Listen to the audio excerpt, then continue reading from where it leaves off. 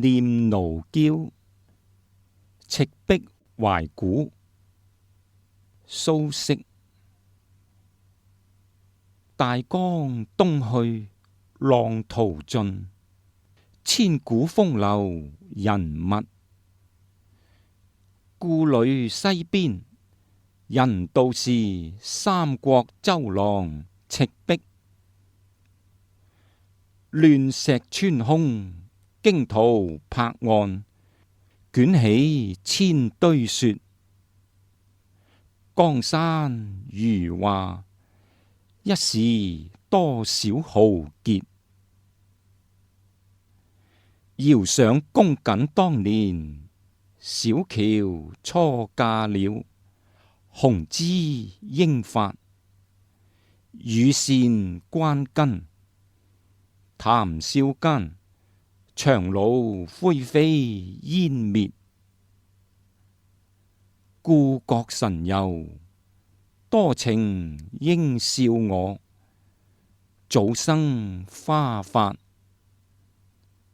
人間如夢，一樽還賴江月。念奴嬌·赤壁懷古，選自蘇軾的《東坡樂府》。念奴嬌是詞牌，詞調音韻的名稱；赤壁懷古是詞題，根據詞意另立的題目。念奴嬌·赤壁懷古是宋詞豪放派的代表作，全詞有100字，屬長調。赤壁是指三國時代吳蜀聯軍大破曹軍之地，即現今湖北嘉魚縣。而蘇軾筆下的赤壁是黃州赤壁基今湖北黃岡市，不是當年赤壁之戰的所在地。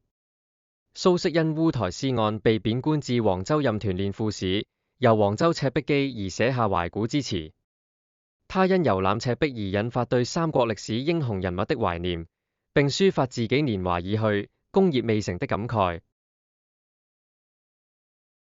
北宋神宗元豐2年即公元1079年，蘇軾外放任湖州知州，到任後上表謝恩，被御史彈劾他用詩譏諷朝廷，步至御史台獄下。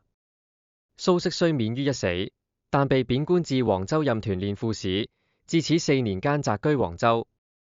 元豐5年即公元1082年，蘇軾2次遊黃州赤壁基，並寫下了《赤壁賦》和《念奴嬌·赤壁懷古》。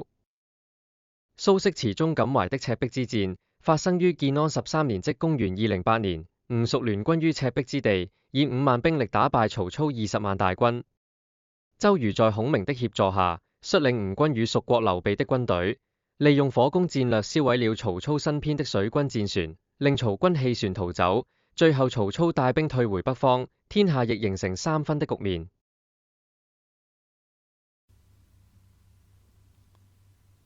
聲聲慢，秋晴，李清照。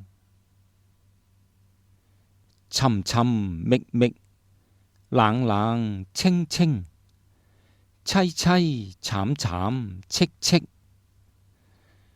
乍暖還寒時候，最難將息。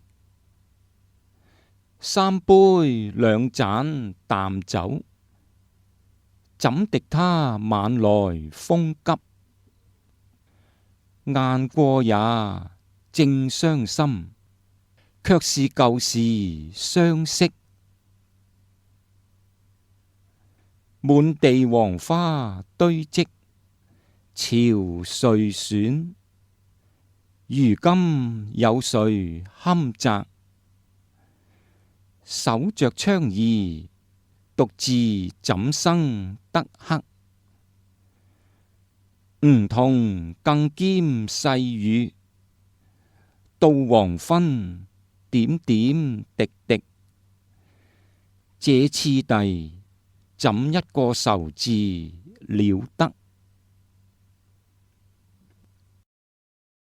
聲聲慢，秋晴是宋朝著名女詞人李清照晚年寄居臨安縣浙江省杭州市時的作品，選自《秀玉詞》。聲聲慢是詞牌，原名聲聲慢，有平仄韻意體。這首詞是仄韻體，秋晴是詞題。這首詞是李清照最受人稱道的後期作品，全詞有97個字，屬長調。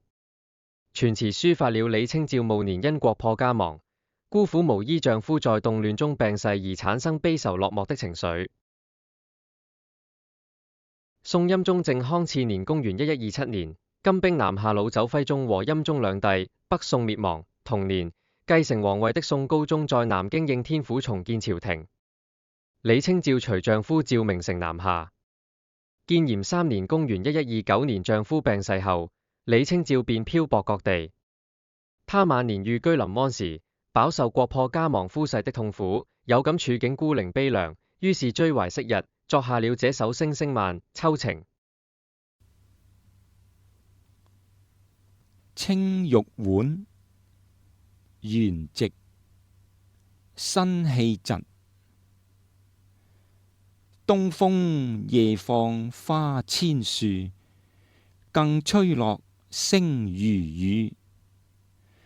寶馬雕車香滿路，鳳簫聲動，玉壺光轉，一夜魚龍舞。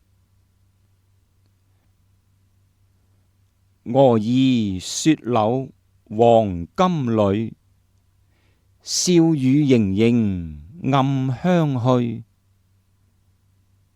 眾裏尋他千百度，驀然回首，那人卻在燈火闌珊處。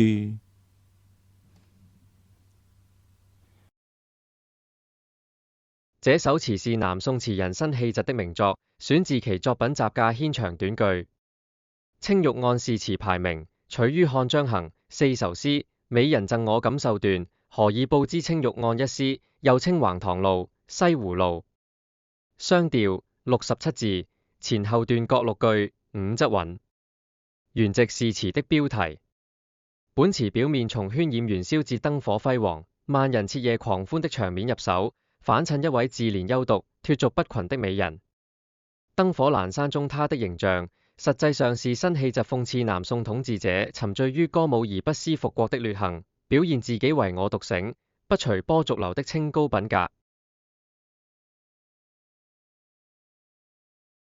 這首詞作於宋淳熙元年或2年公元1174年或1175年，詞人剛從北方投歸南宋，住在南宋的都城臨安，現浙江省杭州市。